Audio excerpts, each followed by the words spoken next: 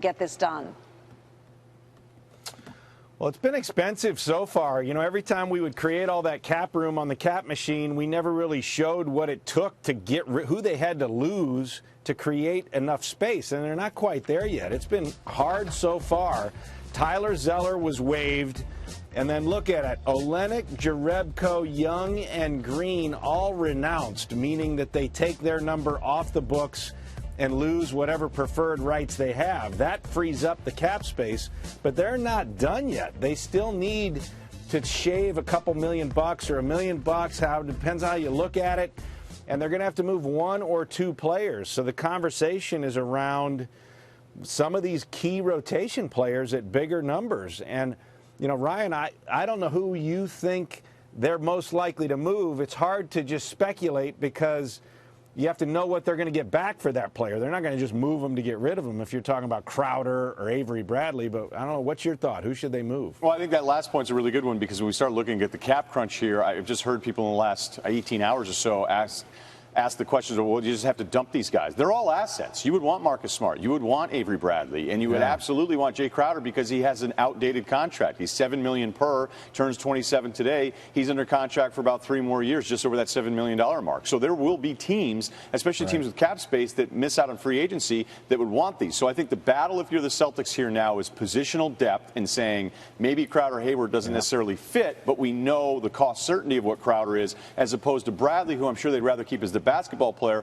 but knowing that his new contract is going to be far beyond what Crowder's getting paid right now. Definitely an area worth watching with both of you, Ryan and Tom. You guys will be back next hour, of course, to talk about a possible landing spot for Carmelo Anthony. Look forward to that. Our next WNBA game of the week is a rematch of last year. On a per-year basis, $100 million over 8 years. And Jay, speaking of contracts, Dion Waiters agreeing to a 4-year deal with the Heat that's worth $52 million, and it looks like a pretty good decision to opt out of the second year of his deal, which would have paid him $3.2 million this upcoming season. How about that, right? Yeah, that's a smart decision. You know, and you don't know when you're doing it, but man, when it pays off, I'm sure it's a welcome sign of relief. Hey, staying with the NBA, we're now going to welcome front office insider Bobby Marks. Bobby, it's great to have you with us. We learned more last night about the Cavaliers' offer to Chauncey Billups to become their president of basketball operations. We learned that it was under $2 million. The offer was well below the average salary.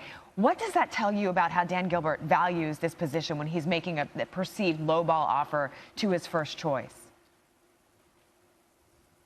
Well, I think what it tells you is that Dan Gilbert has no regard for the general manager's position in the NBA. And I think just talking with league executives yesterday, that the theory is that Dan Gilbert thinks that you can roll out the ball and let LeBron James take over here. And I think he's going to learn the hard way next summer. I really do. And where this Cavaliers team goes next summer, if LeBron James does go into free agency, it's going to be a lesson learned here. Find that wild when you say learn the hard way, considering he's gone through this already. You know? I know. And does he think that LeBron is going to stay? Like, what are you hearing that he actually thinks? Well, I think he's treating it as LeBron James is on the last year of his contract, and the likelihood is that he'll opt out and he'll be a free agent once again, and he'll go through his options right now. And I have high regard for Kobe Altman, their assistant GM, who's taking over right now. But just talking with teams, they regard that job as the hardest in the NBA, and that is not an easy job to take over. And whoever takes over, the question is, do you want to be the person who drives LeBron James out of Cleveland? Yeah, that's not a good way to start a legacy here. Look, yeah, because you're caught in a tough place. You have an owner who has a high demand, and then you have a superstar, the greatest basketball player right now on the planet, who also has a high demand. You have to find that middle ground, and we saw that previously with Griffin, who did a great job. Let's go to the Celtics here now. Woj and Ramona Shelburne reporting last night that they're in discussions with the Jazz to do a sign-and-trade deal for Gordon Hayward that would send Jay Crowder to Utah. They play the same position. What are the benefits for the Celtics to trade Crowder? Well, I don't see any benefits right now at all. I don't. I know there's an overload at the small forward position when you drafted Jason Tatum, you have Jaylen Brown, Crowder, and now you had Gordon Hayward. I think it's best to hold on to him and maybe use him and maybe Avery Bradley as an asset in the future here. I think you could still get away with moving a Terry Rozier or Demetrius Jackson, Jordan Mickey. I know you'll be about 300,000 short of the max number, but if I'm the Celtics, I'm going back to Mark Bartlestein, the agent for Gordon Hayward, and saying, hey, this is what we have. We've got 29.3 instead of 29.7 million. We want to use Jay Crowder down the road to maybe get us a center here. That's fascinating. It is, right? Yeah. You got to position your peeps. Yes. As for the Lakers, they've been really quiet this offseason. As you look at the current contracts on their roster, how do you see them being set up for future moves? Well, I think they're going to be conservative right now. I think you've seen the last 4 days of free agency, one of the few teams that hasn't gone out and made a move. Right now, about $17.2 million in cap space, 12 players under contract. I think you'll see players maybe like a Rajon Rondo sign there for a one-year deal at a high number, at $10 million number. And that will preserve the Lakers' flexibility next summer. I also think you probably won't see any rookie extension talks when it comes to Julius Randle, just to preserve that room. And what it sets up for the Lakers next summer is we could see a team with $60 to $65 million in cap space. And as you guys know, in a league that a lot of teams have spent the last couple days, including last summer, the Lakers are going to be in the pole position when it comes to free agency in 2018. Bobby Marks, he's going to be back at 8:45 for more basketball discussions. Bobby, we appreciate you. Thank you. Hey, we got a standing no here the day before we get the not top 10. Brought to you by Shane Whittington. For this play in the Spurs-Celtics game, makes a nice steal, looks to have an easy bucket. Oh, no. Losing the ball mid-flight. And then he crashes into the cameraman. Yeah, that adds that extra insult right there. Help the man up, man. Yes, please, yes. Guy with the camera. Spurs will go on the win. Shane Whittington is making SportsCenter for all the wrong reasons, and I imagine we will see him again tomorrow.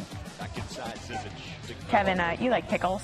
Yeah. This is top in a pickle, right? I've seen some pickles. From baseball to the NBA, top son Jason Tatum, an impressive 21 points, 7 boards in the Summer League debut. His mom's proud. You want him to do so well, but you give him that pregame speech too, like, just be calm down and do your best, and it'll all work out. But I was so proud of him. I mean, 21 points in his debut. I did get on him, though. I was like, I need 3 more rebounds, a double-double. He listened. He was looking for that double-double for mom against the Spurs off the missed 3. Yep, flying in. Look at that. Down the lane, the putback jam. He had 10 rebounds in the game, just like his mother ordered. Later, cutting back door, finishing with the 2-handed slam. Another look at that one later on. The Spurs turning it over. Tatum. There you go, 2-handed slam. And then later, Tatum getting down on the break. Taking it down, throwing down. Another one-handed slam. 23 points, 10 rebounds. That was his final. The Spurs won, though, 81-70. But you can imagine that he made his mother pretty proud. Oh, yeah. You know who else is proud? Danny Ainge looking very good. Ainge trading that #1 pick overall to get Tatum at 3rd overall. That #1 pick went to the Sixers and Markelle Fultz. This was on Monday, his debut in the Summer League. That pull-up 3, and then prompted Kevin Durant to tweet out the Hesse pull-up Jimbo was smooth. Fultz from DeMatha High, powerhouse in D.C., same area that Durant's from. Some context here, Markelle. Yeah, no, it's just saying like a nice heads-up pull-up. I mean, it's back D.C. like DMV talk, but a lot of basketball players, just talk like that, so it's pretty fun. Fultz breaking out a couple new moves that we saw on Wednesday. The Washington product, floater in the lane right there. Streaking down the court, and then I like this one. A little stop, pop, and drop right there. Silky smooth. He's still, again, this is his first week of playing professional hoops, and yeah, trust the process. The air ball right there. In the 4th quarter, though, the 6'4" combo guard was feeling himself from the outside. The triple, then from the wing, another triple. Inbound pass nearly stolen by Dante Exum, and then Fultz recovers, drives, always in control going in. 23 points, 13 in the 4th quarter, had 5 assists, 5 rebounds, 6 turnovers. Trust the process. Jazz would go on to win by 6 points, but Markelle Fultz showing that he can do it all offensively. Brian Russillo joining us now. What have you seen from these two guys, Fultz and Tatum? It's 1 week, but what have you seen so far? You just look for, I think, movements, just certain movements that go, okay, that looks like an NBA player. And those hesitation dribbles from Fultz, like, there's really not much you can do with that. I don't care who you are defensively. And some of these step backs from Tatum and these Tatum's ability to get into a dribble and then just pull up even in transition that we saw glimpses of at Duke when he started handling the ball. Like, that's a shot that just not a lot of guys are even going to hit in the league. So that's the stuff that you see. For the most part, these summer games are terrible. I watched a Pistons Magic one the other day that I thought was a D-League summer league game, and I was like, oh, wait a minute, this is the NBA. So I don't want to get too carried away with the Summer League stuff because really Summer League, I only use the outcomes that back my opinion of a player.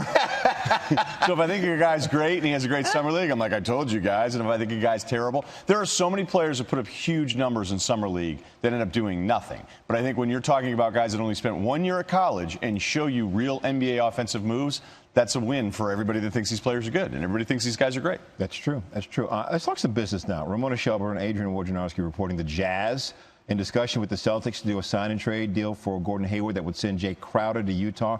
What are the benefits to the Celtics for the trade Crowder away in the situation, opposing to just releasing? Well, you don't want to release him because he's actually an asset here. When you think about the fact, and by the way, today's his birthday, so happy birthday to Jay Crowder.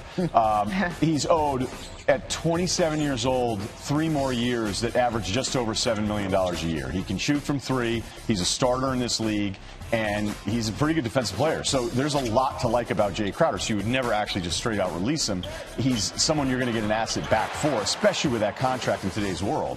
But the problem is that when the cap was calculated here, every team thought there was going to be maybe 3, perhaps even more than that, million to work with. And that's not the case. So it's really, really close for this logjam of all these Celtics players that they've had through the draft the last few years to try to fit this all in to give Gordon the max. Now, for Utah, that's a benefit because at least they're going to get something back here. It doesn't have to match the salary of what Gordon would be doing here. So you'll at least get a little piece back. And Jay Crowder's a starting small forward in the NBA. There's so many forwards on the Celtics team, too, that you think logjam-wise, trying to get Tatum out there, who I believe is better than Jaylen Brown, but still liking Jaylen Brown off his rookie year. That's just a lot of minutes for that forward position. So then what would you do if you don't think that sending Crowder away is the right move? Well, you could still move a Marcus Smart if you wanted to. He's 1 year left on his rookie contract. Avery Bradley, I mean, these are players other teams would want. Now, I'm sure they're feeling like I'm going to offer nothing because Ainge is desperate here. Right. But, you know, you're going to be in competition. These are outdated salaries. These are not salaries in today's NBA world. So this isn't really that big of a deal. It's a good news thing for Utah. It could work out even better for Gordon Hayward. And the Celtics should be able to get another piece back from one of these players. Don't you think you hold on to a guy like Avery Bradley and Jay Crowder for assets down the road, maybe bigger assets right around the trade deadline in February, and maybe you cut some of the rookies or the guys that are making, $2 million? Well, I don't know where you guys are. I mean, why would anybody be getting cut? Like, you wouldn't be cutting any of these guys. You see what I'm saying? Oh, okay. Then you try to move one of these guys. The guys that like the Roziers, you can get something, maybe a second round. Yeah, but those guys make so little money. Like, I was doing the math this morning on it. Like, you would have to just start waiving all of these guys, and you're still like a shade away from what Hayward would be at the max. I get your point, like waiting further on, but they got to figure this thing out to get the contract done. Like, the league's not going to go, hey, you're good for it. Unless Hayward would take a little bit less. Yeah, he could do that too, but not everybody's on that Kevin Durant plan, apparently. That is true. So if Marcus Smart's the guy they want to move out, I think they love Marcus Smart, but they'd have to re-sign Marcus, they'd have to re-sign Bradley, and Jay Crowder was mad at the world when they were even cheering Gordon Hayward in Boston, so that might be the one that makes the most sense, and actually might be the most attractive because he's cost certainty for the next 3 years, where you're going to do a new Bradley deal, and you're going to have to figure out how to get Marcus going after his rookie deal. So then you do think that the Crowder might be the decision that they go with? Yeah, I think they look at it and going, okay, even when we go small, can we go Hayward? Can we go Crowder? And then where are the minutes for somebody like Tatum, who I think needs to be out there immediately? And they really like what they got from Jaylen Brown his rookie year. All right. Thank you. Ryan's going to be with us at 9:05 a.m. to talk some more NBA. Thank you, Ryan. 8:20 coming up as we check in on our morning lineup. Will Reeve is going to be here with the inspiring story of Army veteran Sergeant Ryan Major, who's competing in the shot put at the Warrior Games. It's why we love sports. And another home run for Aaron Judge yesterday at 8:29 Eastern. We're going to take you inside the Judge's chambers at Yankee Stadium.